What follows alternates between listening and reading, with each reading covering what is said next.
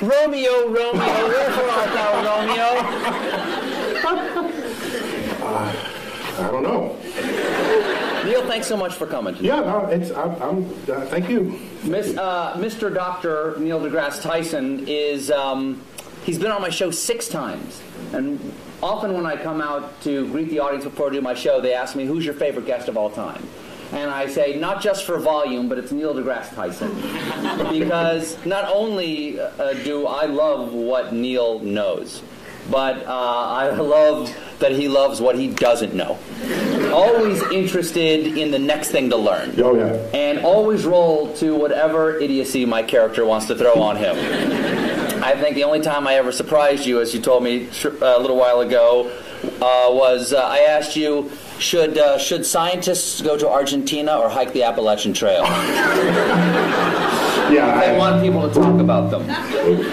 It's the universe talking there. I think we're a little out there. The universe amplifies. Yeah, that one, I missed that one. Yes, you'd missed that news story. Yeah. See, to go on a show, it's like the hardest interview ever. I have to I'm laden with current events just to mix with my science because I don't know where he's going to come at me. And I got to be ready with 7 tennis rackets to hit it back. And I'm upset because that one news story, remember with the guy, was it South Carolina guy? Who remembers? He goes to Argentina and becomes well known for having done so. And you asked me straight out, should scientists visit Argentina more often to become better known? And it just went, you aced me on that one. You're welcome. Now, Neil, we've got a lot to talk about tonight. Yeah. A lot of subjects. Science is a big thing. But I want to start off with, this is not a bribe. I want to start off with... Plus these chairs, I feel myself sliding. I know. Exactly. When we first walked in, I said, oh, welcome to the barn raising. I realized we were speaking before the Amish tonight. Now it's going to make it tough to talk about science and technology. All right, Neil, I want to start. I want to start in a broad way. Are you tweeting now, or are you actually trying to interview me? No, I'm just looking at photos of myself. Get a little work done. I need a little freshen up. Now, let me ask you a very basic question. Science, from scientia, in Latin, meaning knowledge. I didn't take Latin, but I'll take your word for it. Is it better to know or not to know? I think, well, my blunt answer is it's better to know. All right. But that is debatable, though. Well, I said it's my answer. Yeah. I mean, somebody else might have a different answer. For instance, Oedipus might have a different answer. Yeah. Yeah, I mean, I think... Is knowledge always a good thing? I have to say yes. Why? Because it empowers you to react and possibly even to do something about it if something about it needs to be done. Okay, but who we are is what we know, right? Part of who we are is what we know. And our identity is often based on how we see the world. Yes, and our personality for sure. And if we learn something that does not jive with how we think about the world, won't we have to re-examine who we are? Yeah, it could mess you up. Exactly. Yeah. Once again, I'll go back to Oedipus. He plucked his eyes out rather than know anymore. Yeah, well, people back then, they did stuff like that. Yes, people back then, not people today. So I think there are people who would not know, who would rather. I remember the old days. I don't know if it still happens. A doctor would find out if you had cancer, they wouldn't tell you. They wouldn't tell you. Give it to me straight, Doc. Yeah, and why would you even have to say, give it to me straight, unless there was a day when they didn't give it to you straight? If I have 5 years left, I want to know I have 5 years left. Because I'm going to, do something different in those 5 years. Neil? Yeah? I have some terrible news. But there are some people who don't want, there are some people who don't value science. And if they don't value science, are they valuing ignorance? Yes, but I will not pass judgment on them. What I will say is, if they are at maximal comfort in their ignorance, fine, except that they will not be the participants on the frontier of cosmic discovery. They will be disenfranchised. Hello? Hello? I'm sorry, I've got a phone call. Hello? I'm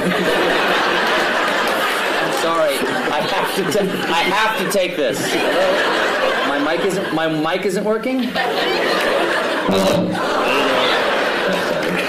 Now who's in control? So they won't be in control of the next. They won't be participants. No, they won't. Not only will they not be on that frontier making any discoveries, they're not in a position to enhance their life for having access to those discoveries themselves. Can knowledge ever be a bad thing? I don't think so. What about actions that knowledge takes us to? Do you think that Oppenheimer, when the bomb went off, and he said, "I am become death, destroyer of worlds," do you think he perhaps questioned for a moment whether the knowledge they achieved that led to the creation of the bomb perhaps should have been left undiscovered? Do you know what he said in response to those kinds of questions? Yes. He said, because people said, have you usurped the power of God? Have you? And he said, if God didn't want this power to be there, he shouldn't have put it in the atom in the first place. Kind of an interesting point, I think. But what he's saying is that the world is accessible to us. So would you say, don't smelt the ore and make iron and make a sword out of it because you could cut yourself? Back then, that's the counterpart statement from the Iron Age. And if you were around back then, you'd be sitting in this chair saying, don't make the sword, because you would unleash evil on the world. Okay, I'll step back from don't make the sword. How about don't lick the flagpole in February? Yeah, you will learn something. You will learn something, but at a price, Neil. That'd be data. It's a data cost. It is. Yeah. There is a data cost for that, isn't it? Yeah. Also, Adam and Eve. They ate of the tree of knowledge of good and evil, and they paid a price. Yeah. So God does put things into atoms he doesn't want us to know about. However, I think I don't want to blame the knowledge. I want to blame the behavior of people in the presence of the knowledge. So maybe we need better knowledge management. Do you think that scientists go? You can applaud him. He's the hero. Well, how about this? Do you think that scientists should be allowed to do anything they can? I heard a big no over there. Someone just said no. You know, people made fun of him for doing this, but during one of President Bush's State of the Union speeches... Bush 1 or 2? Bush 2. Mm-hmm. He said he warned against man-animal hybrids. Okay?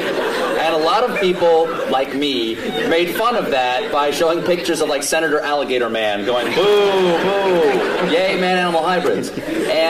But if scientists could make man-animal hybrids, wouldn't they? There are scientists who want to make man-animal hybrids. Should we make man-animal hybrids? I ask you, Senator Tyson. Should there be any limits like that? I think there's some creepy things about that, and I've met some scientists who would think that'd be an intriguing thing to do. Yes. Okay? So I think we as a society, as a democracy, what we should do is come to some understanding of what the prevailing social mores are. And no, science should not cross those barriers. And by the way, scientists are often ones to try to prevent that. Einstein among them, for example. He didn't want to make the bomb after he first told Roosevelt he should make the bomb. He changed his mind because his conscience, his moral conscience, descended upon him. Scientists are not without moral code here. So as a culture and as a society, we decide what should be the prevailing cultural mores, and I think we should all be beholden to those. What do you think of the portrayal of scientists in movies? Because often, for instance, the scientists who make the Terminator, they're the bad guys. Scientists lead us to the Terminator, or they create the superbug that wipes out the world, or they enrage the monster at the bottom of the sea.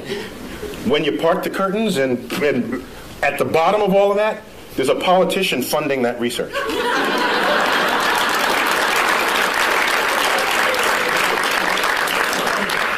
this working again? It is? No, it's not. He says yes, you say no. Yeah, we got it. We're getting bad data. Just turn it. We're good. That was good. That's good? You're good. Oh, yeah. You're good. So, scientists don't lead marching armies. Scientists don't invade other nations. Scientists, yes, we have scientists who invented the bomb. Yes, but somebody had to pay for the bomb, and that was taxpayers. That was war bonds. There was a political action that called for it. So everyone blames the scientists. We are collectively part of a society that is passing, that is using or not using, to its benefit or to its detriment, the discoveries made by science. And at the end of the day, a discovery itself is not moral. It's our application of it that has to pass that test.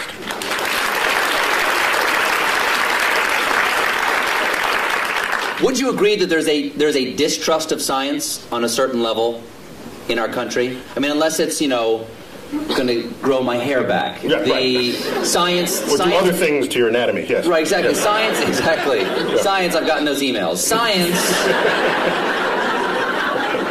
is sometimes distrusted because it is more complex than the average person can understand. I think that is the core of it. It's distrusted not because of what it can do, but because of because people don't understand how it does what it can do. And that absence of understanding or misunderstanding of the power of science is what makes people afraid of it. And so I remember back when they first split the atom, shouldn't split the atom. Or shouldn't, you hear this at every discovery that happens in science. There's a mystery to it. For example, irradiated foods. In France, they call it frankenfood, all right? Which is kind of a cute word when you think about it. Yes. But it makes food last longer, and you're healthier for it. You don't get sick from it. And so from it turning bad. In fact, NASA does it all the time. NASA can make a slab of meat. You wouldn't necessarily put this in your refrigerator, but NASA can make a slab of meat that'll last 30 years. I tasted it. And? Delicious? No, it was, there's some restaurants' food reminds me of what that tasted like. But I'm just saying that just because you don't understand it doesn't mean it's bad for you. Go figure out how it works. That's why we need a scientifically literate electorate, so that when we go to the polls, you can make an informed judgment.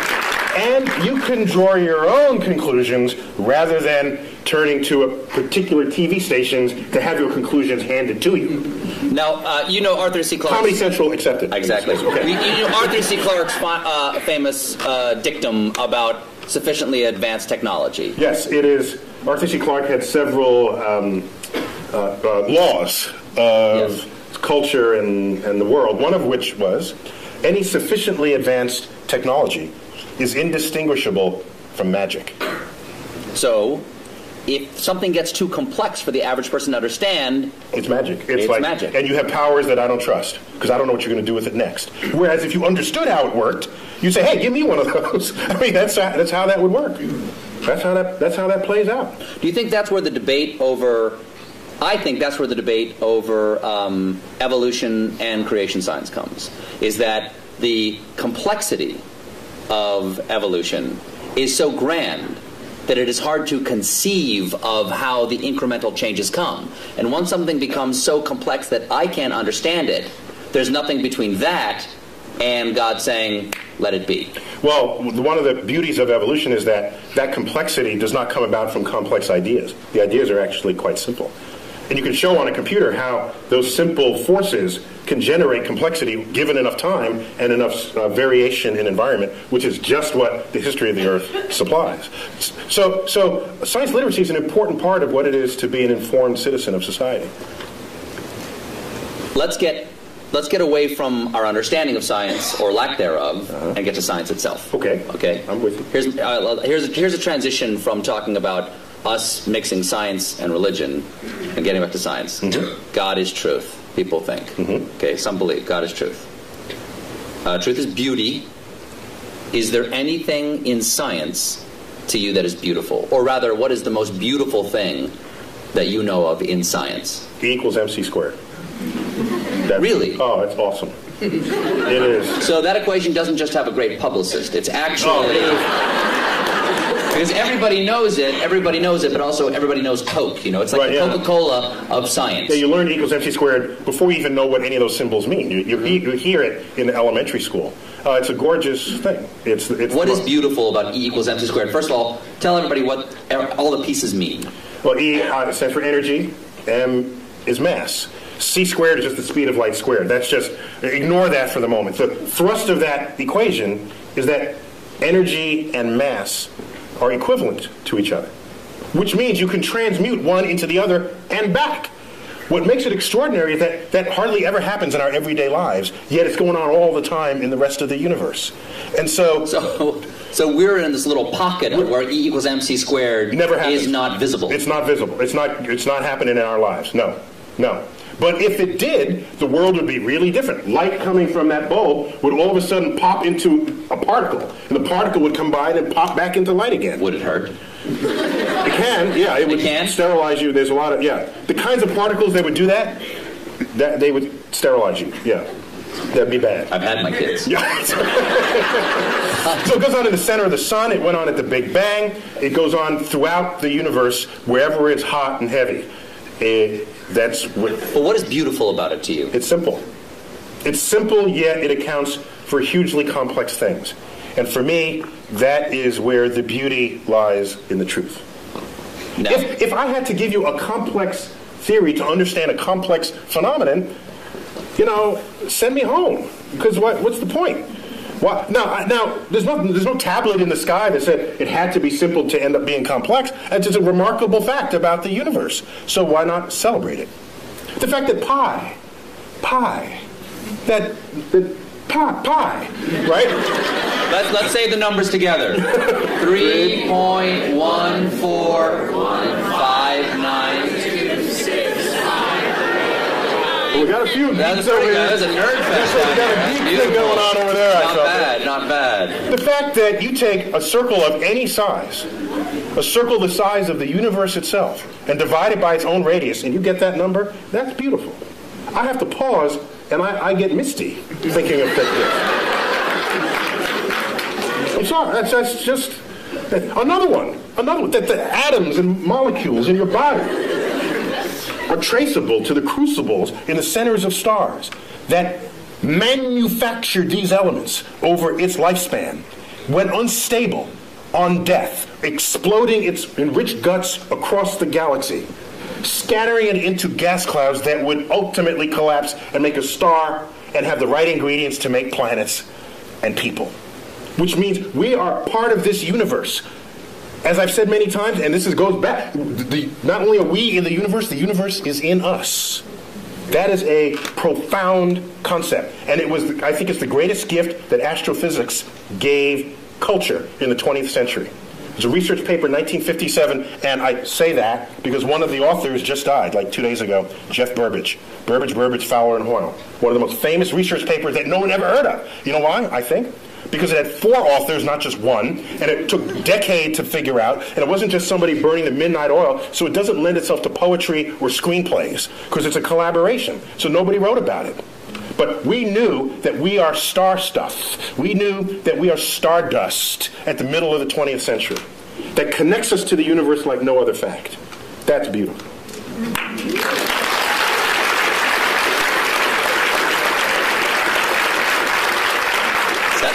Sounds like you have written poetry about it. Once it gets in you, you have, the only way it comes out is poetically. No! You write poetry. You write sonnets. I don't know if they're sonnets, but occasionally a word rhymes in it, and I don't know what to call it. But sometimes if you feel deeply about something, I think the greatest poetry, not that I'm an astrophysicist, right? That's my disclaimer. Mm-hmm. But some of the greatest poetry is revealing to the reader the beauty in something that was so simple you had taken it for granted. That, I think, is the job of the poet. And so, the simplicity of the universe, which started this part of our conversation, I think, if it doesn't drive you to poetry, it drives you to bask in the majesty of the cosmos. So what drew you? You said that this is the beauty of astrophysics, or the gift that astrophysics gave us in the 20th century. What drew you to astrophysics? Take us to Neil deGrasse Tyson before he's an astrophysicist. Take us to who you are now. I'm living in the Bronx, which in vernacular would be the Bronx. And I'm in a building... Not a lot of stars. No, there's like a dozen or so in the night sky. So you do not have a relationship with the night sky as a city dweller. And my parents, I have a brother and a sister, they would take us to, each weekend we'd go to visit museums and other sort of cultural things in the city. And one of those weekends we went to the Hayden Planetarium. The local planetarium, the one right there in Manhattan. And you sit in the chair, and the lights dim, the stars come out, and I said, "Oh, that's a nice hoax, you know. That can't be real. I'll enjoy it while there's it, but that's fast. They think there's that many stars up there. Like, what kind of? Are they pulling my leg?" And a couple of years later, I go out to Pennsylvania in another trip that we took, and I looked up at the night sky, and what persists to this day, and what is an embarrassingly urban thought. I look up at the night sky from the finest mountaintops in the world, and I look up and I say, "It reminds me of the Hayden Planetarium." It's embarrassing. See, I beg forgiveness. Wow. But so strong was that imprint that I'm certain that I had no choice in the matter. That, in fact, the universe called me. And I wonder that if I'd grown up on a farm and the universe and the sky was just always there, I wonder if that would just have become wallpaper to me, and I wouldn't have then been struck by it as I was at age 9. I'd never known anything of it. And then it just slaps you in the face. And from then on, I was hooked. It took 2 years for me to figure out you can do that as a career. But starting at age 11, you asked me, you know that annoying question adults ask kids, "What do you want to be when you grow up?" I heard a comedian say, "You know why they ask? Because they're looking for ideas." Paula Poundstone said that. If you had asked me from age 11, what do you want to be when you grow up, I would have told you flat out astrophysicist. And my whole life aligned to that. Got a telescope, got a camera, photographed it. All my science fair projects. One was getting the spectra of the sun and analyzing features in the spectra. I built the spectroscope. So I was like nerd kid, card carrying. But I was bigger than other kids, so I was insulated from a lot of what might otherwise happen to nerd kids. But you wrestled, too. I was captain of my high school's wrestling team. I've seen you in that wrestling outfit. Oh. You can rock a singlet. Well done. Now, singlet is what you call the one-piece... they know. No, okay. So... You wanted to become an astrophysicist. That leads to another question, which is, is it better to not to know? It's better to know. Can it be beautiful? Yes, it can be beautiful. Is science a thing, or is it a way to look at the world? Is it a verb, or is it a noun? It is both. The world is not just, is it this or that? Is it a planet or not a planet? Sometimes you must choose. It's fuzzier than that. Sometimes. So if I have a lot of facts in my head, if I can absorb a lot of facts, am I a scientist? No, you're a fact memorizer. In fact, I'll accept that as a compliment. Our academic system rewards people who know a lot of stuff, and generally we call those people smart. But at the end of the day, who do you want? The person who could figure stuff out that they've never seen before, or the person who could rattle off a bunch of facts? At the end of the day, I want the person who could figure stuff out. And science... Say if we're trapped on an island. Exactly. What, the professor on Gilligan's Island? It's not a matter of how many facts he can recite. It's like, there's a coconut, and there's a thing, and you have a ham radio. That's, exactly. Okay? Seawater, you stir in the salt water. You hook the wires up to Gilligan's fillings, and then you listen to his ear. Listen in it. So it's an understanding of the relationships. While we're on it, Ginger or Marianne? Totally Ginger. Ginger. Complete. That was like, she came around the wrong time of my life. I'm telling you. It was like Ginger all the way. For sure. So it's a way of approaching the world. It's a way, not only of approaching the world, it's a way of equipping yourself to interpret what happens in front of you. I think of science, the methods and tools that enable it, as kind of like a utility belt that you walk around with. You know, and you come upon something. Are you a superhero? Yeah. In your mind, are you a super science? Actually, when I was a kid, I wanted to be Mighty Mouse. When I was a kid, Really? I wanted to sing opera as I went to sing. I am to save the day. Yeah. So it's a tool belt. It's a tool belt. It's a utility belt. Utility belt. Sorry. Because I'm picturing you in the singlet with the utility belt. Yeah. It's a tool belt. The difference is a tool belt. You know, if you have a hammer, as they say, You can hammer in the morning. you Yes. can hammer in the morning. If I had a hammer, the problem is, if you start wielding a hammer, then all your problems look like nails, and maybe they're not. Maybe it's more subtle than that. And so your toolkit has to be able to morph into what is necessary for what it is that you confront at that moment. And so, yes, you're equipped with methods of mathematical analysis, methods of interpretation. You know some basic laws of physics. So when someone says, I have these two crystals, if you rub them together, you'll get healthy. So rather than just discount it, because that's as lazy as accepting it. Both of those are just lazy brain. What you should do is inquire. So do you know how to inquire? And every scientist would know how to start that conversation. They would say, well, where'd you get these? What kinds of ailments does it cure? How does it work? What does it cost? Can you demonstrate that it works? And you go through this whole, and at the end the person's in tears because they weren't prepared for that level of questioning. And so science literacy is vaccine against charlatans of the world that would exploit your ignorance of the forces of nature. Neil, if you don't like the crystals I gave you, you can just say it. And they're not working for you because you don't believe.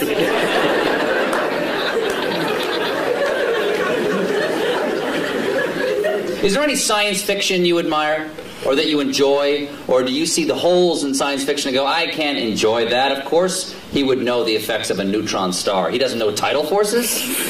Like, do you have that problem? He's got that right. He's got that right. Do you have that problem? I only have the problem if the movie is marketed for its accuracy. Number one. Number two, they got to get some basic science right. After that, I'm okay. So, for example, in the latest Star Trek movie, they had this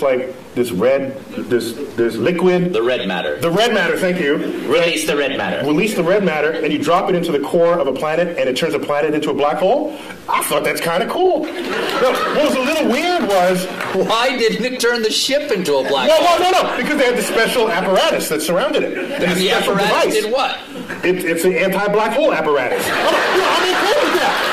See, I was not losing sleep. That didn't bug you? Over what held the black hole. I didn't have an issue with that. But oddly, what I had an issue with was they needed this drill, which is a very cool kind of, that was the coolest thing I'd ever seen. Exactly. A drill that would drill to the center of your planet, and they dropped I'd say, if that would turn a planet into a black hole from its center, it surely would turn into a black hole from its surface.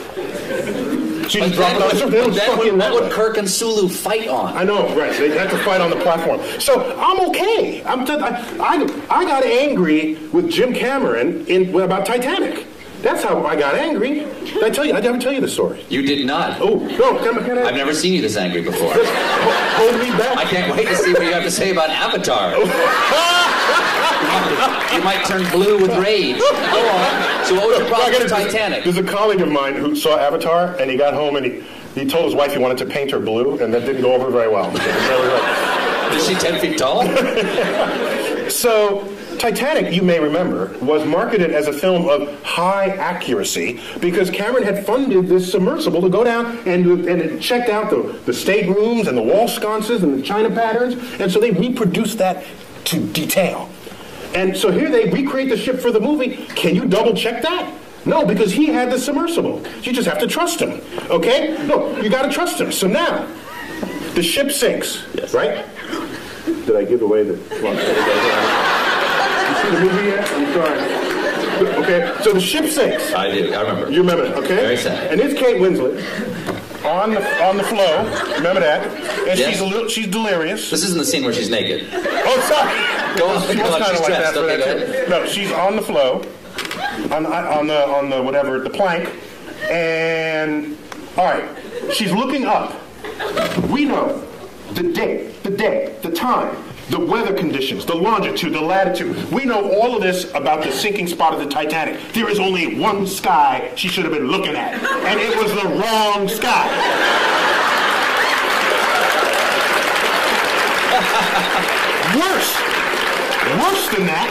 Worse than that, the left side of the sky was a mirror reflection of the right side of the sky. So it was not only wrong, it was lazy and odd. So halfway through, they just went, just flip it. No one will know. And so I was livid. Ooh. I got out my finest stationery, and I wrote a letter to Jim Cameron. No reply.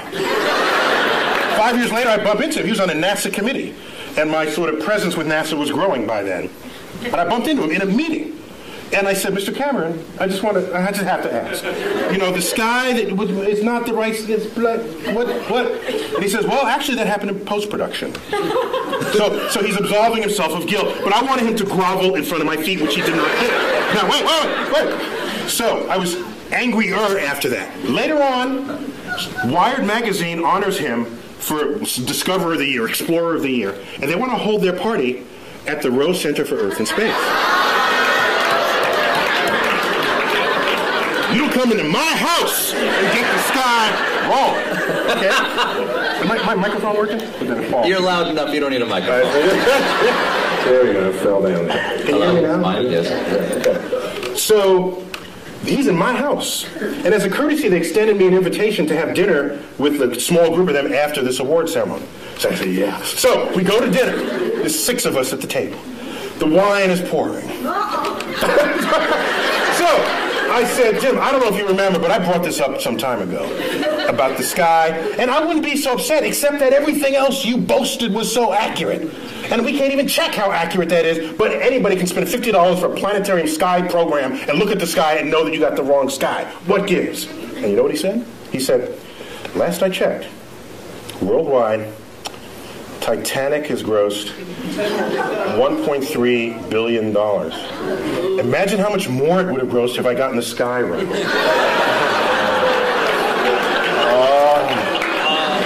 Oh, man. I'm so sorry. That, if I had a tail, it would have been like between my legs, and I would have... And so I think you won that conversation. No, actually I did. He retreated into his bank account. Here's what happened. You know, but that money will all eventually be gone, and he would still have gotten the sky wrong. Oh, that's an interesting point. That's right. The sky will... outlive even James Cameron.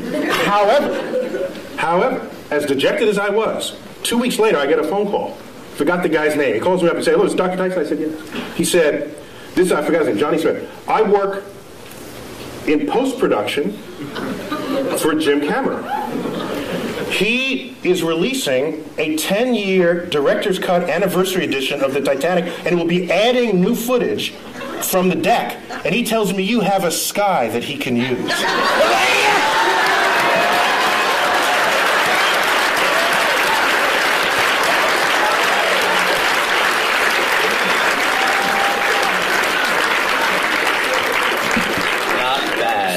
Not bad. You got your taste, right? You got a little taste. Yeah, right? It was good. No, I'm not. I'm a public servant. Yeah. I don't need a piece of the thing. Me too. So if you're gonna claim it's right, then I'm gonna hold you to it. If you're not, then I'll just sit back and enjoy it. You know what I don't like? You know what I don't like? Is the people who you go see a movie with who read the book first.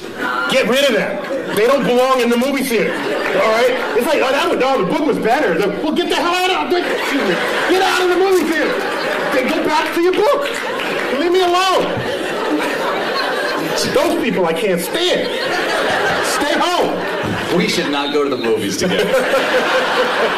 Now, okay, I got 3 different things. What is the latest discovery in astrophysics that we should all know about? One of my favorite. I got to go back maybe 6 months for that. 8 months, may I? Okay. Well, we discovered water on the moon. That's kind of cool because where you're going, you want there to be water. All right, that's a good thing for life.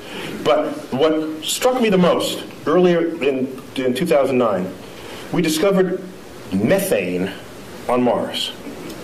Methane. If you have a gas stove and you live in a city, chances are it's methane. It's a flammable gas. You say, well, so what? Who cares? Except that methane is the byproduct. It's a part of the gaseous effluences of anaerobic bacteria, which on Earth operates deep in the intestinal tract of farm animals. That's a very scientific way of saying there are Mars farts. That's what you're saying, I right? didn't want to say it. Yeah. You got a doctor in front of your name. You can't say stuff like that. I can't say stuff like that. But that means that is possibility, or is that yeah, there's life, but no one will come out and say it? It means while you can generate methane other ways, such as sunlight. It's a combination of pressure, temperature, and energy source. You can manufacture methane. Magic. Right? So, but chemical magic. Yeah. Chemical magic. But it is a natural byproduct of bacteria that thrive in the absence of oxygen. And you don't have oxygen deep in your intestinal tract, neither do any farm animals.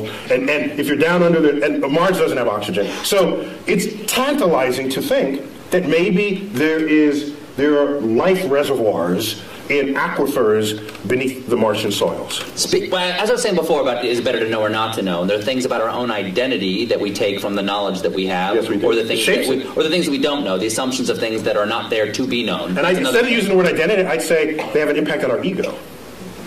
Yes. Because the more we learn about the universe, the smaller we get, all right? In time, in space, in size. And so if you go in... Not the way you just described it. The way you described it, you're a supernova.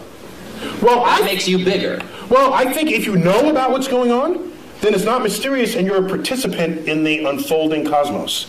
Otherwise, you are consumed by it and you fear it and you shun it and you say, I don't want to know that I live on a speck called Earth, orbiting an undistinguished star in the corner of an ordinary galaxy in an expanding void of the cosmos. There are some happy thoughts in there, like understanding how that worked, recognizing that the human brain figured that out. That's kind of cool. There's a lot we still don't know, but what we do know, I think we can sit proudly and celebrate what we know about the universe.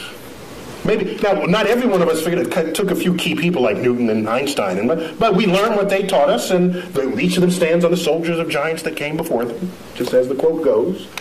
Let's celebrate it, not fear it. But if we found out that there was life someplace other than Earth, what do you think that would do to our identity or our ego? It may signal a change in the human condition that we cannot foresee or imagine. I think it would. Now, I think the issue would be not if we find bacterial life, which is kind of what we're looking for now. Bacterial life, there's no question about whether in our mind's eye we reign supreme over bacteria, although it can win. Bacteria, do you know in 1 linear centimeter of your lower colon lives and works more bacteria than the number of people who have ever been born in the history of the world? So in fact, we are just hosts for bacteria to lead their lives. So from the point of view of a bacteria, we're just a place to live, a dark, warm place to live. But we're a planet, and they don't believe there's bacteria in any of the other planets. That'd be an interesting sci-fi novel. So the real issue is if we find life on another planet that's smarter than we are, that would totally mess with our ego. That'd be the last, nail in the coffin of our ego. That used to be, well, we're humans, we're on Earth, and Earth is small, and the sun is insignificant. That'd be the last one, and I don't know how we'd be able to handle that. Do you think that there have been discoveries that have happened? For instance, I have heard discoveries that have changed our point of view about the universe that we are not aware of that they've changed. In other words, the change has been so gradual, we don't realize we see the world differently. Has E equals MC squared because that's coming up on 100 years? I'll tell you. Yes, it is, actually. Well, no, we're past the age. Last year was 100? No, 1905, so 2005. Okay. But so I got one for you. Has that changed us? I got one for you. In the 1920s, which was a watershed decade in the history of science, in that decade, we discovered that not only our galaxy, the Milky Way, is not the only existence of anything in the universe, that there are other Milky Ways out there. That recently? 1920s. Was it just the optics didn't exist for that? We needed a big enough telescope, and Edwin Hubble wielded all the glass that's necessary to accomplish that back in the 1920s. He said Hubble, before the telescope, was a man and had his own telescope, the biggest of its day, and he made that discovery. That there were these spiral fuzzy things in the night sky. We thought they were just local to us. They're whole other systems of stars. 100 billion stars unto itself, outside of our system. Not only was that discovered in 1926, 1929 he discovers that the universe is expanding. Which means it may have had a back then, it may have had a beginning. If it's expanding, that meant it was littler in the past. Well, there must have been a day when it was all together in the same place. Thus was born the Big Bang. Okay, so now, also in that decade, quantum mechanics, quantum physics was discovered. That is the science of the small, the science of electrons, protons, neutrons, particles, nuclei. At the time, you'd say, this is just physicists burning tax money. Because who cares about the atom? I got my horse to feed. I got kids, you got issues in society. Yet it's quantum mechanics that is the entire foundation of our technological revolution. There would be no computers. There would be none of what you take for granted, your iPod, your iPhone, cell phones, the space program, without our understanding of the laws of physics as they operate on that atomic and molecular and nuclear level. And so the chemist has no understanding of the periodic table of elements without quantum mechanics. To them, it's just a list of elements. Quantum mechanics tells you why this column is there, and that's there, why this mates with that, and why that makes a molecule with that. That's quantum mechanics, and it's unheralded. You ask me, is there any discovery that has changed how we live? It is quantum mechanics. And I make this point because I'm ready to... Today you hear people saying, why are we spending money up there when we got problems on Earth? And people don't connect the time delay between the frontier of scientific research and how that's going to transform your life later down the line. So all they want is a quarterly report that shows the product that comes out of it. That is so short-sighted that that's the beginning of the end of your culture. So it's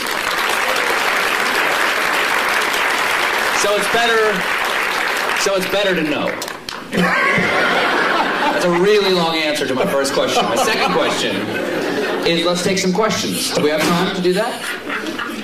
Q&A. You about to wave? You better hit me in the head with a rubber band. Okay. Very quickly before we get the questions here. How many can I ask?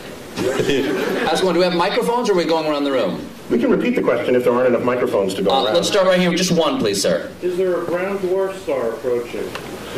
Is there a brown dwarf star approaching? Okay. Dare I suggest that I think I know much more deeply about what's behind that question?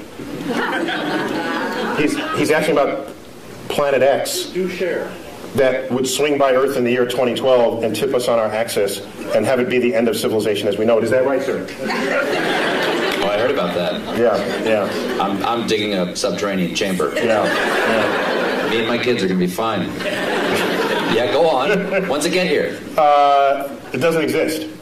Moving on. Next question. Yes. No, there is no Planet X. All gravity, all principal sources of gravity in the solar system are present and accounted for. Anything we discover now are tiny and insignificant, like Pluto's relatives. Yes. Yes. Anything to say about Apophis? Apophis. An asteroid the size of the Rose Bowl. Discovered December 2004. Headed towards Earth. It's not alone among asteroids headed towards Earth, except that this one is headed, there's a whole set of asteroids that cross Earth's orbit. That alone is not a problem. You cross the street all the time, but at different times the trucks drive by, okay? So the issue is, are you crossing the street when the truck is driving there at the same moment? That simultaneity is what matters. Apophis, when you ran the calculations, showed that there was a chance of it hitting us in the year 2036, with a close approach in the year 2029 on April 13th. A Friday, by the way. But here's what's significant about that. We've had close approaches before, but none this close. This is the size of the Rose Bowl, and on April 13th, 2029, it'll come close enough to Earth to dip below our orbiting communication satellites. Do you think 2.5% saying it's a big number for that asteroid to come to Earth? No, right now the best estimates are several in a million that it will hit us in 2036. And if it does, it will likely hit the Pacific Ocean, plunge into a depth of 3 miles, explode, cavitate the ocean, send waves of tsunamis. The first one from the impact. The second one, because the water splashes back into the cavity, goes high into the air, drops back down, and sends another pulse. This will go on about 40 times. There'll be multiple tsunamis. I was just on the Santa Monica beach 2 nights ago because Santa Monica is the first city to get hit because it's the beeline right up from Santa Monica, 600 kilometers into the Pacific. 5-story tall tsunami would take out the entire west coast of the United States. But nobody has to die because we know this well in advance. But I think 2 people will die. The stupid surfer who wants to surf that tsunami, we know people like this, right? You see them. And you know who else, of course? The weatherman who wants to bring the camera guy closer. Can you see the waves hitting the shore? Okay, take him out too. We don't need either one of them, and then we'll get on with it. That would make a great James Cameron movie. Yes. Tonight there's a wolf moon. Can you explain what that means? What's a wolf moon? Okay, each full moon of the year has a name, and there are regional variations among those names. And the wolf moon, it's when it's snowy and the wolves howl. You can see the wolf in the light of the moon because the landscape is white, and the wolves don't turn white, so you can see them against this. And so, depending on if you live in a region where there are wolves, that would be what you would call it. Other full moon names you've heard of, the harvest moon is one of them. The honeymoon is one. That's the moon that's in June, the honeymoon, because that moon actually never gets very high in the sky. And it's amber the entire time. It takes on the color of honey. And so it's called the honeymoon, and you get married in June. And that's where you get the name honeymoon for that. Yeah. Anyone over here? No? Yes, sir. I think, in astronomy, probably dark energy was sort of a real game changer about 10 years ago, the discovery that the expansion of the universe is speeding up. If there's a game changer in the next 20 years, what is it?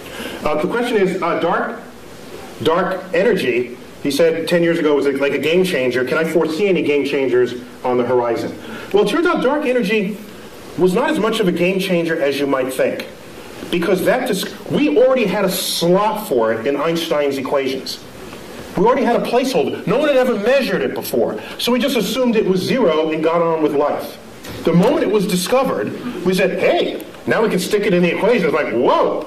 Its presence in the equation shows that there's this force, there's this pressure operating against the action of gravity, making the universe accelerate in its expansion. And that's extraordinary, because it means that a day will come where these galaxies that Hubble discovered will move away from us with such speed that they will disappear beyond our horizon, and the total known universe at that time will only be the Milky Way, restoring the state of mind of our universe that existed before 1920. That's a spooky time. We would have to hand down the annals of cosmology from previous centuries to hear about the galaxies that were once in the night sky. So game changers going forward. If we discover the dark matter particle, that'd be kind of cool. If dark energy and dark matter, because we don't know what's causing either one of them, but we measure them. So they are real in their action on the universe. We just don't know what it is. Okay? As distinct from the ether 100 years ago, we never measured it. We just assumed it was there. There was no data. It was just dark matter, dark energy. We can call it Fred and Wilma. Don't think it's matter or energy. We don't know what it is. Don't let the name fool you. I'll henceforth call it Fred and Wilma. Okay? So, with Fred and Wilma, these two things, it may be a game changer. Once we figure out what it is, it's a new particle that then we can exploit to our benefit. In the same way our understanding of quantum physics enabled us to exploit the behavior of atoms and nuclei to our benefit. So a new kind of physics would transform how we live. Yes. That's one way I'm thinking about it. Is Pluto going to be excised, so not just because you send it out, so it doesn't pay ice when it expires? Will Pluto not only be humiliated by Neil deGrasse Tyson? You may not know this. That's not the word she said. She used that word. excised from the family of planets. Neil was on the group that gave the recommendation that Pluto be demoted, correct? We thought differently about Pluto's identity than Pluto did, and other supporters of it. We just grouped it with other icy bodies in the outer solar system that, at the time, were being discovered. Don't shoot the messenger. Pluto was alone for 65 years, and so you can't have a category of one. That doesn't work in science. You need a few things to make a category. So he's okay. It wasn't a category, though. It was a planet. Well, yeah. My very elegant mother just sat upon 9 porcupine. Now she just sits upon 9. It doesn't make any sense. Yeah, it doesn't make any sense. Where's the porcupine? If she's that elegant, she wouldn't have sat on a porcupine, I don't think. So once we found other icy bodies, all we did was group them together. We said, Pluto, we found family for you. In fact, we think you're happier there, because now you're one of the biggest icy bodies. And rather than a pipsqueak planet. You sent Pluto to a farm upstate to run and chase rabbits, is what you did.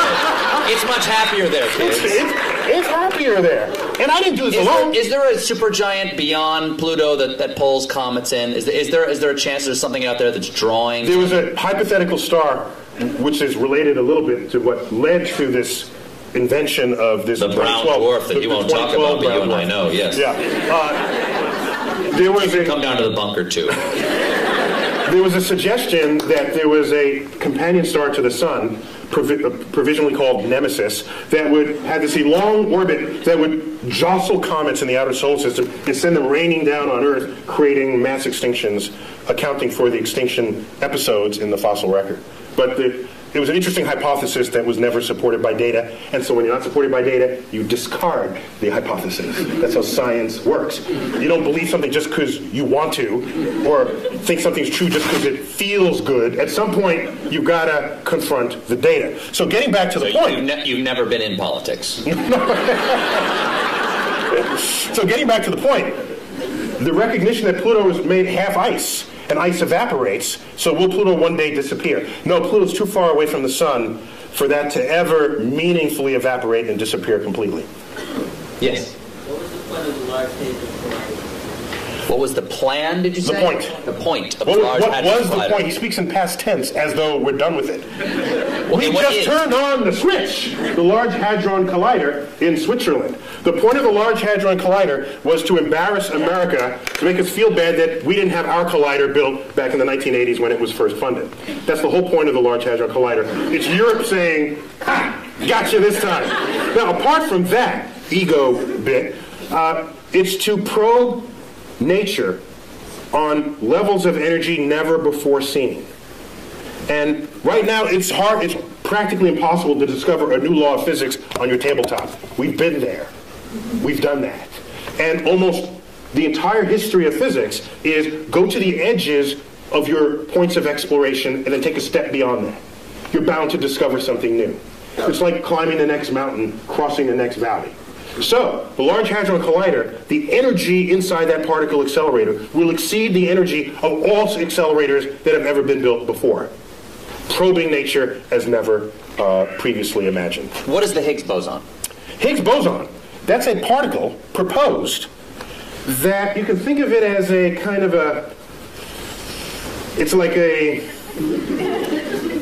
think of it like molasses.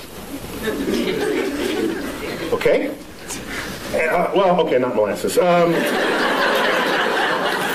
It's a field through which all particles move, and the interaction of those particles with that field endows them with the mass that we measure for them. It is granting them the property of mass. We have yet to find this particle, but if we do... So mass is not explained presently. That's correct. We just measure... We don't know why we get fat. we don't know why something has mass right now. That's correct. And so now let me ask you something. If you build, let's say you build an equation this way. You've got an equation over here. You built it, and it's a house, okay? And you've got another equation over here that works. It's another house. But in your mind, you think, these two houses probably should be one house. You invent the you invent something that fits into the shape between the two houses, right? Yes. Like you've got a shape between the two houses. Goes, okay, there's something in the universe that is the shape of the space between these two houses. Yes. Does that necessarily mean that thing is there? The history has shown that almost every time we propose something that connects one house to another, if those two houses themselves work, there's something in between them connecting the two. For example, in 1930s, we had this experiment with it's the 1930s. Quantum physics is in place. We start probing the atom. We find out there's an atomic reaction, a nuclear reaction, where there's some missing energy. We account for all that, and there's something missing. We say this much energy here, and then it's missing here. And we swear we accounted for everything. Fermi comes up, a famous physicist, said, I bet there's a particle that came out of that reaction that escaped with the energy before you had a chance to measure it. E equals mc squared. Well, that would have endowed that particle with its energy to do so, the mass to do so. And even MC squares in every one of these, it's all over the place. It's written with E equals MC squared. The point is, he hypothesized the particle, gave it the properties that it would have to account for what was seen. That's your conduit between the two houses. Then he says it's got to have this much energy, and it's got to be pretty hard to detect because we surrounded this in lead, and it just went straight through the lead. So I'm going to propose a particle that's hard to detect. And it's got to be little, because there's not that much mass, and it has no charge, so it's neutral. So he called them neutrinos, little neutral ones. He hypothesized. He said, let's look for them. 20 years later, they were found, neutrinos. And now we kept them coming out of these reactions. He built the porch, the walkway between the two houses. Practically every time you have two working understandings of the world, and they have to coexist in the same universe, there's something that's going to connect them. It's like electricity and magnetism, previously discovered as separate things, until Faraday and Maxwell said, hey, wait a minute, this works and that works, and they kind of smell like each other a little. Maybe they're the same thing. So a whole theory came out to put the two together, and it is the theory of electromagnetism. You know this word. You just take it as a single word, but those used to be separate concepts. So we're going good with this. We're on a roll here. So why not continue? Yes, right. Do parallel universes exist? Do parallel universes exist? We don't know. The parallel universes are losing favor to the multiverse. We have some cogent theoretical expectations that our universe might be just one of many, spawned from this hyperdimensional medium, which we'll call the multiverse. There's no data to support it, but we have good theoretical premise to think that it's there. And we have philosophical precedent. We used to think Earth was special and unique. It wasn't. We got 8 planets. We thought the sun was special. It's one of 100 billion suns. Thought the galaxy was special. No, it's 100 billion galaxies. We have one universe. Or do we? The track record said, why should there only be one? Be open to the possibility that you don't live in the majority-looking universe that's out there. Would a separate universe, when you say different universe, slightly different laws of physics, which makes that's what I'm asking. Oh yes. Oh, this is the fun part, because if you manage to get a portal to another universe, don't be the first one to volunteer to go through it, because your atoms are working in this universe. If the slightly different law of physics, you could implode, explode, come out with 3 heads. Who knows? There's a different exchange rate over there. Yes. Yes. Someone, let's go in the back, in the middle, and I think you have a white sweater on, yes. Is it possible to tunnel through a black hole, like quantum mechanically speaking? Can a black hole be used to travel? How about that? Can we say that? No, it's a little different. Like, Steve, get with it. Tunnel through a black hole. Yes. As if it creates a tunnel in space or time. Quantum mechanically is what she said. Quantum mechanically, can you tunnel through a black hole? I'm not going to try to interpret this one. Well, I have to ask, did you want to land someplace else when you're done, or are you content with being dead when it's over? I need to know before I answer. I guess it's okay if I It's okay if you die. For science.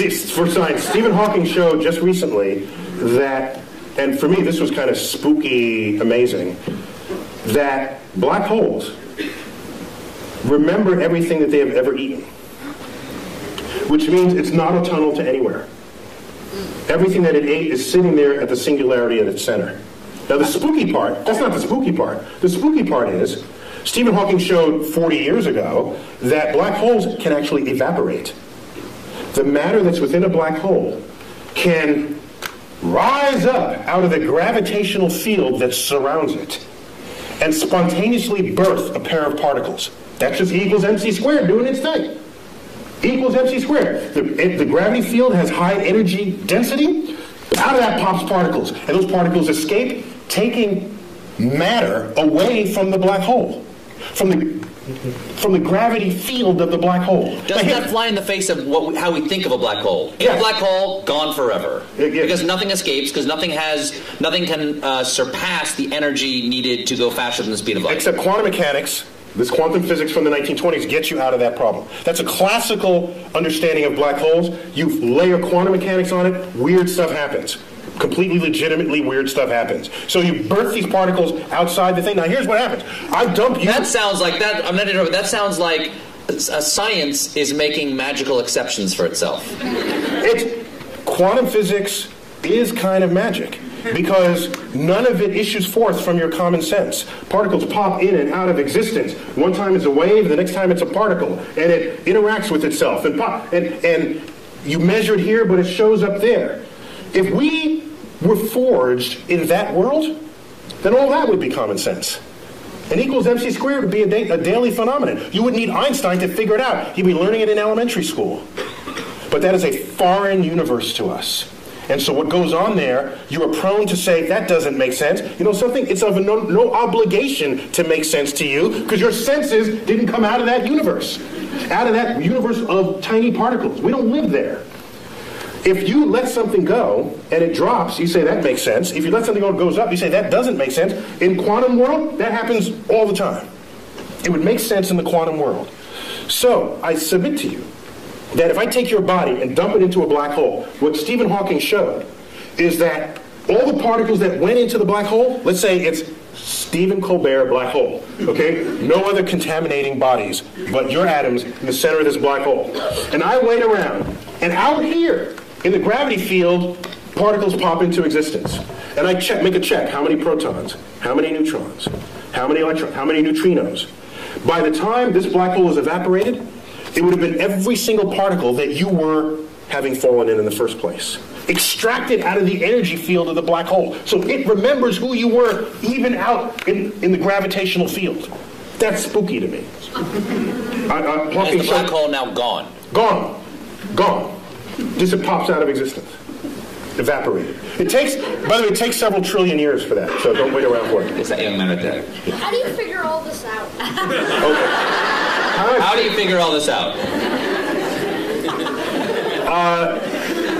an excellent question. Yeah, it's a good one. Isaac Newton did it all by himself. He was like really, really, really smart.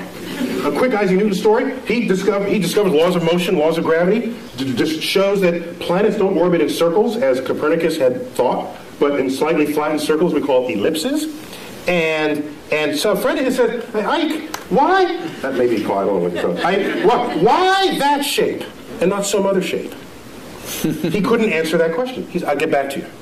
Goes home for 2 months, comes back. Here's why it's that shape. They're conic sections that cuts through the thing. And said, well, how did you figure that out? He said, well, I had to invent integral and differential calculus to figure it out.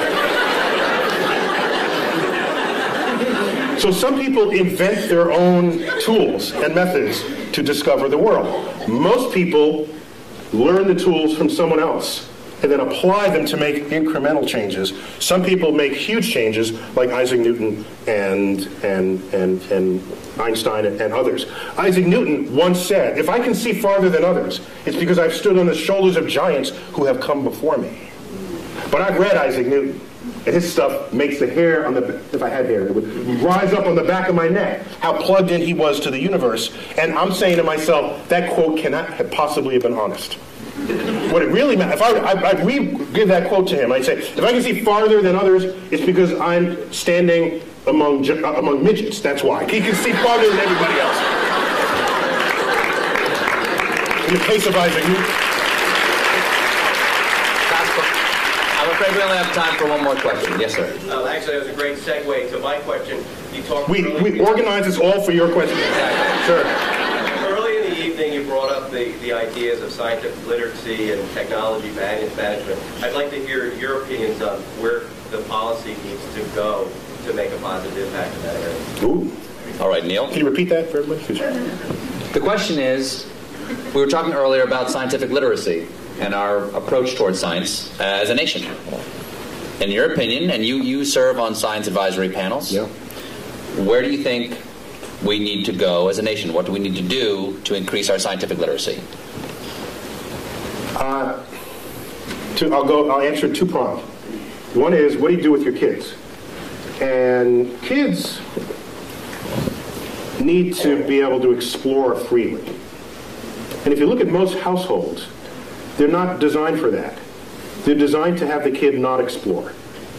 The kid comes into your kitchen and pulls out the pots and pans and starts banging on. What's the first thing you do as a parent? Stop that, you're getting the dishes dirty. Yet these are experiments in acoustics. That's what that is. Okay? Whatever the kid is doing, if it has the chance of breaking something, you're going to tell them to not do it, without thinking that that's the consequence of an experiment that they are conducting. And every time the kid wants to do something, provided it doesn't kill them, it's an experiment. Let it run its course, even if it makes something messy. You agreed to have a kid in the first place? Fine, clean up after them. And when they open up...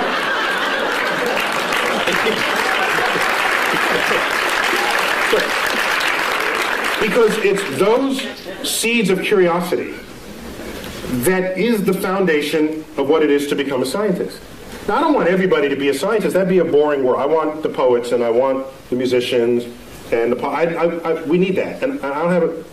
But I'm talking about promoting science literacy. And so the first step for the parent is to get out of the way. Allow the child to explore. They start playing in the mud. Don't do that in the mud. I just cleaned those pants. You're getting in the way of another experiment. They start plucking the petals off the flowers you just bought from the florist. And you say, stop that, I just paid $10 for the flowers? Had you let that continue, they find in the middle the stamen and the pistil, and they learn something about the flower. For $10. That's cheap. Derek Bach, one-time president of Harvard, once said, if you think education is expensive, try the cost of ignorance. And so that's got to start at home. In the schools, I don't have a problem with the fact memorizing, but don't equate that with what it is to be wise or what it is to be smart. Smart should be some combination of that, yes, but also what is your lens on the world? How do you figure things out? And you promote that by stimulating curiosity. And I don't see enough stimulated curiosity in this world. This is a famous school right here. I saw the banner in the opening corridors. So you probably don't have that problem here, all right? But the whole world is not educated in this building. So a lot of change would need to happen in that regard. Now getting back to policy. I have tried. You do a simple Google, like YouTube and Tyson, my name, but put Neil so you don't get Mike. Right? Dining on someone's ear. Half of what ends up thrown onto YouTube are talks I've given where I'm trying to convince people, not only the public, but lawmakers and people in power, that investing in the frontier of science, however remote it may seem in its relevance to what you're doing today, is a way of stockpiling the seed corns of future harvests of this nation. And those seed corns, what they do is, whether or not you know it today, advancing a frontier, history has shown, has advanced a culture, ever since the Industrial Revolution got underway. And we can speak more hegemonistically about it, that anyone who has embraced the powers of technology has enjoyed economic wealth like the likes of which the world has never seen, attendant with strength of security. Okay? And so people say today, they'll say, so suppose the next terrorist attack is like a chemical attack. Do you call out the Marines, or do you get your best chemists to figure out what to do about that? There's a point where your weapons are not as useful as the brain of the scientist who you could bring to bear on the problem. And so I see science and technology and creative investments in it as the most significant infusion to our economy that could possibly be conceived. The problem is it's not going to boost the economy next quarter. It's got a time horizon longer than most people have the patience for, and most politicians have the re-election cycle to be tolerant of. So what we need is a longer view on those investments. I don't want to have NASA going hand in hand trying to get money to stimulate the frontier of cosmic discovery. And that frontier now involves biologists in the search for life, chemists in understanding the soils of Mars, aerospace engineers. You know what I don't want to do? I don't want to stand in front of 8th graders and say, who wants to be an aerospace engineer so that you can design an airplane that's 15% more fuel efficient than the one your father flew? That's not going to get them. But if I say, who wants to be an engineer and design the airfoil that'll fly in the rarefied atmosphere of Mars, I'm going to get the best students in the class, and you know it. Because that's an exciting project for smart people to work on, motivated people to work on. And when you have them, they invent stuff. They discover things. They transform the culture in which we live on a time horizon that is not easy to just tell someone in a one-sentence soundbite. And what I want is a level of science and cultural literacy that will allow the public to be able to think beyond the election cycle, to think for themselves and say, this is a good investment. How many times have you heard people say, if you're not among us here, why are we spending money up there when we have the problems down here? Have you ever asked how much money we're spending up there? Ask that question. You know what the answer is? I've asked people, how much money do you think we're spending? Here's your tax dollar. How much do you think? 10%? 15%? Those are the kinds of answers I get. You know how much is getting spent? The rovers, the space station, the space shuttles, all the launch vehicles, all the NASA centers is 0.6 of 1 penny on your tax dollar. 0.6 of 1 penny pays for it all. And you're telling me, why are we spending money there and down here? If you need that money to solve these problems, you got some other problems going on. Okay? That's a whole other problem with society. So, I'm sorry, I'm getting off. So my point is, I think the greatest, the greatest need is to be able to have the foresight necessary to make investments on the frontier of science, even if at the time you make those investments, you cannot figure out how that might make you rich tomorrow. Michael Faraday, in the 1840s, was the first one to pass a wire through a magnetic field. And it made a little meter tick it moved a meter. He hooked up to it. Now this guy, you do this and this happens. That's kind of cool. If you're nerdy, to a nerd, that's a cool thing, right? You do this and this happens. And so what was happening is it induced a current through the wire. He showed his colleagues. It looked like just kind of a curiosity, a toy. Showed it to Parliament. They say, why? Is this what we're funding? We're funding this toy? And this may be apocryphal, but it is said of Faraday, in response to this inquiry, said this, because they asked, well, what value is this to the British Empire and to the king? He said, I don't know what value it is today, but I know one day you're going to tax it. And in fact, that is the foundation of how all electricity is made today. And it would take another 60 years before electricity would come to homes. But who could have known it at the time? I don't want to be left behind.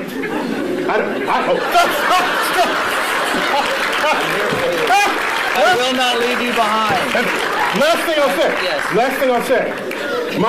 The biggest news story last year to me was not the methane flatulence. No. The biggest news story happened December 22nd, something like that. I forgot what day. A press release comes out. Russia says they want to send a mission to deflect Apophis, the killer asteroid. Oh, yeah. By the way, I said if that hits, it's going to hit the Pacific, which affects us. Okay? Russia says we're going to launch a mission. We're going to start designing it now. We're going to fund it. Oh, by the way, the United States is welcome to join us. And people say, that's nice, a little international thing. And I'm saying, wait a minute. Something's wrong here. Aren't we the ones who are supposed to be starting missions and invite other people to join us? Isn't that how it's been? So that was a sign, one of many, that our significance and meaning on the world stage is fading. And it's fading fast. And it's not a cliff, it's just a fade. And the day will come where the rest of the world just makes their own decisions about the future of their own space exploration and technologies. And we're sitting back saying, hi fellas, can we join along? Neil, we already proved we can deflect asteroids in the movie Armageddon. Yes. So there's our fantasy. We don't do it in real, we do it on the silver screen, and we're happy about that. Maybe we got to fix that disconnect. Last question. Why is there something instead of nothing? 10 words or less.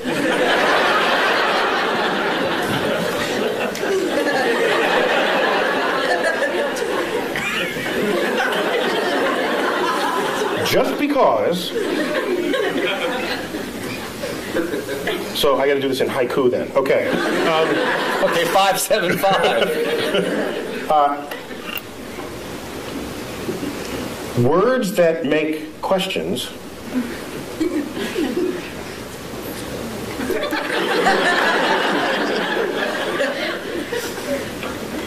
may not be questions at all.